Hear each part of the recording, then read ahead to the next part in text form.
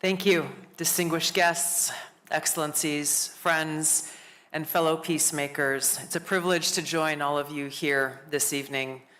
Your Highness, thank you very much for your kind hospitality and welcoming us and hosting this important event.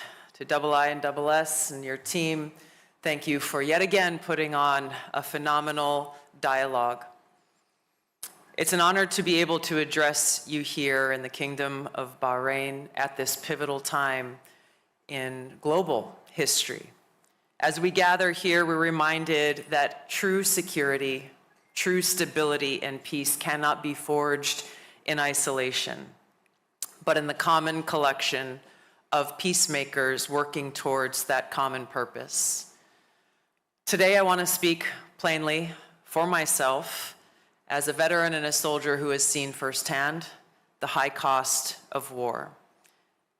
As someone who serves under President Trump's leadership, I have experienced the promise of peace. His vision is about delivering real wins, not just for America, but for our collective cause of peace and prosperity, and doing so through a very principled realism rooted in shared goals, interests, and values. The old Washington way of thinking is something we hope is in the rearview mirror and something that has held us back for too long.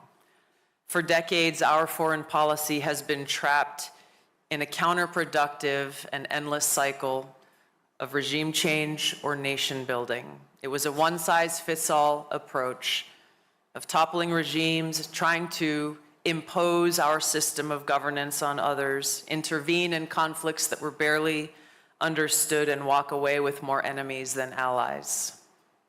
The results: trillions spent, countless lives lost, and in many cases, a creation of greater security threats, the rise of Islamist terrorist groups like ISIS. President Trump was elected by the American people to put an end to this. And from day one, he has showed a very different way to conduct foreign policy, one that is pragmatic, that is deal-driven, with a very realistic approach focused on protecting American security and prosperity while engaging with the world on terms that actually make sense. During his first term, the president brokered the Abraham Accords, this historic pact between Israel, the UAE, Bahrain, Morocco, and Sudan that came from staying laser-like focused on shared interests: economic prosperity, counterterrorism, technological innovation. These countries that had eyed each other perhaps warily at times for decades found common ground in trade routes, joint ventures, and a mutual stake in both regional and global stability. We've heard President Trump and Vice President Vance speak just last week about their hope that the Abraham Accords will continue to grow and expand to allow for a true lasting regional stability and peace. This is what President Trump's America First policy looks like in action, building peace through diplomacy with an understanding that there cannot be prosperity without peace. President Trump de-escalated tensions on the Korean Peninsula through direct talks during his first term in office. He opened lines of communication with North Korea that had been frozen for generations. He did what no other president had been willing to do: engage directly to speak about peace. He restored American leadership abroad. He brokered economic normalization between Serbia and Kosovo, promoting stability and peace in the Balkans regions. And now, just 9 months into his second term, President Trump's America First agenda is supercharging these efforts and securing peace on a scale that we haven't seen in decades. He secured ceasefires between India and Pakistan, Israel and Iran, a peace agreement between Rwanda and the DRC, a peace deal between Armenia and Azerbaijan, Cambodia and Thailand, and averted conflict between Egypt and Ethiopia over the Grand Ethiopian Renaissance Dam.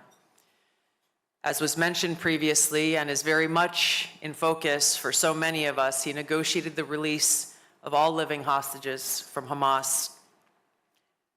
While fragile, an historic ceasefire and peace plan is moving forward, it is doing so with integral support for many of our partners here in this room. So what ties all of this together? A simple and revolutionary idea. Pursue joint interests, find those win-win solutions where they align, and recognize that yes, we will have differences and we will work through them. President Trump understands that not everyone shares our exact values or our system of governance, and that's okay. What's most important is finding where our shared common ground exists and building those partnerships and progressing on those common grounds. Things like energy independence that stabilizes global markets. Things like countering terrorism, something that continues to grow in different parts of the world. Strengthening trade partnerships to boost economic growth and innovation. These are the components, the glue of enduring partnerships and friendships. So America First is not about isolating ourselves. As President Trump has shown, it's about engaging in direct diplomacy, being willing to have conversations that others are not willing to have, and finding that path forward where our mutual sovereign interests are aligned. And that's really why we're all gathered here today in Manama. We can commit to this path ourselves and put it into action. With Bahrain's own leadership, year after year, hosting these critical dialogues shows us the way forward, convening nations from around the globe, amplifying shared stakes, and strengthening partnerships and lines of communications that allow us to resolve our differences and deliver results for our respective people. Under President Trump, the United States is your partner in executing this vision as a deal maker who is committed to peace. And together we look forward to continuing this path towards peace, to ending wars that have defined too many generations, unlock prosperity for millions, and help support the future of a Middle East where security is a dividend of cooperation, not a cost of conflict. Thank you very much. God bless you. God bless the pursuit of peace.